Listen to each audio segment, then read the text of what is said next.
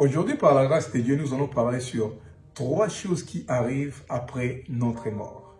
Parmi les athées, il y a ceux qui pensent que les paradis et l'enfer n'existaient pas, c'est une utopie. Tout est défini ici-bas, donc ton enfer et ton paradis, c'est seulement ce que tu vis ici sur terre. Il y a d'autres aussi qui croient à la réincarnation, c'est-à-dire que si tu meurs aujourd'hui, tu peux revenir sur terre sous une autre vie. Donc si aujourd'hui tu étais africain, demain tu peux revenir sur terre en étant asiatique ou voire même américain. Et il y a d'autres encore qui pensent que lorsque tu meurs, tout est fini pour toi. Il n'y a plus une quelconque vie après celle-ci. Parmi ceux qui confessent Jésus-Christ, il y a une confusion quant à ce qui arrive après le décès. Certains pensent que nous reposerons tous jusqu'au jugement dernier, suite auquel nous serons envoyés soit en enfer, soit au paradis. Et d'autres pensent que nous serons jugés instantanément après notre mort et après envoyés à notre destination éternelle. Et d'autres encore pensent que après notre mort, notre esprit ou notre âme sera envoyé au paradis ou en enfer provisoire, en attendant la résurrection, les jugements derniers et enfin notre destination éternelle. Alors, que dit la Bible exactement par rapport à ce sujet? Que Dieu vous bénisse énormément. Je sais que vous allez bien par la compassion de Christ. Vous savez comme on a l'habitude de faire, likez déjà la vidéo pour permettre à ce que la plateforme la montre aussi à d'autres personnes. Que Dieu vous bénisse énormément. C'est parti. Lisons maintenant la Bible dans Jean chapitre 3, verset 16.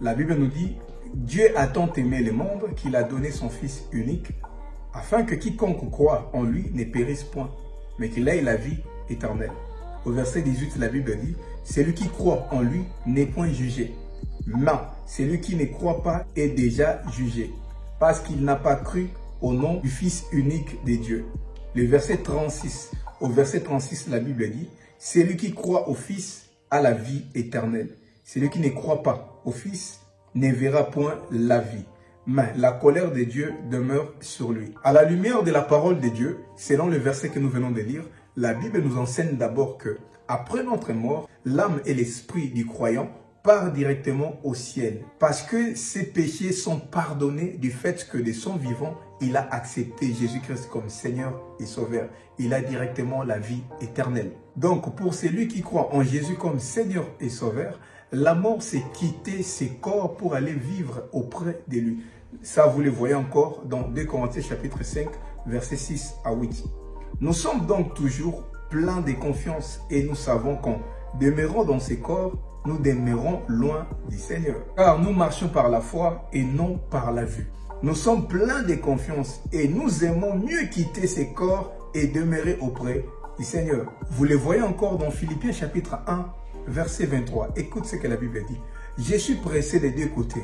J'ai le désir de m'en aller et d'être avec Christ, ce qui de beaucoup est le meilleur. » Deuxièmement, la Bible parle de la résurrection des croyants qui vont recevoir un corps glorifié. On le voit dans 1 Corinthiens chapitre 15, versets 50 à 54. Écoute ce que la Bible dit. « Ce que j'ai dit, frères, c'est que la chair et les sangs ne peuvent hériter le royaume de Dieu, et que la corruption n'hérite pas l'incorruptibilité. Voici, je vous dis un mystère. Nous ne mourrons pas tous, mais tous nous serons changés. En un instant, en un clin d'œil, ou à la dernière trompette, la trompette sonnera et les morts ressusciteront incorruptibles. Et nous serons changés. Car il faut que ces corps corruptibles revêtent l'incorruptibilité et que ces corps mortels revêtent l'immortalité. Lorsque ces corps corruptibles aura revêtu l'incorruptibilité et que ce corps mortel aura revêtu l'immortalité, alors s'accomplira la parole qui est écrite. La mort a été engloutie dans la victoire. On le voit encore dans 1 Thessaloniciens chapitre 4, verset 13 à 17. Nous ne voulons pas, frères, que vous soyez dans l'ignorance au sujet de ceux qui dorment, afin que vous ne vous affligez pas comme les autres qui n'ont point d'espérance. Car nous croyons que Jésus-Christ est mort et qu'il est ressuscité. Nous croyons aussi que Dieu ramènera par Jésus avec lui et ceux qui sont morts. Voici en effet ce que nous vous déclarons d'après la parole du Seigneur. Nous les vivons, restez pour l'avènement du Seigneur. nous ne dévancerons pas ceux qui sont morts. Car le Seigneur lui-même a un signal donné, à la voix d'un archange et au son de la trompette de Dieu, descendra du ciel et les morts en Christ ressusciteront premièrement. Ensuite, nous les vivants, nous serons restés. Nous serons tous ensemble enlevés avec eux sur des nuées à la rencontre du Seigneur dans les airs. Et ainsi, nous serons tous avec les Seigneurs. Alors, il y a une question qui se pose. Si les croyants, ceux qui croient en Jésus comme Seigneur et Sauveur, ils seront directement avec Jésus après leur mort, pourquoi alors la Bible nous parle de cette résurrection?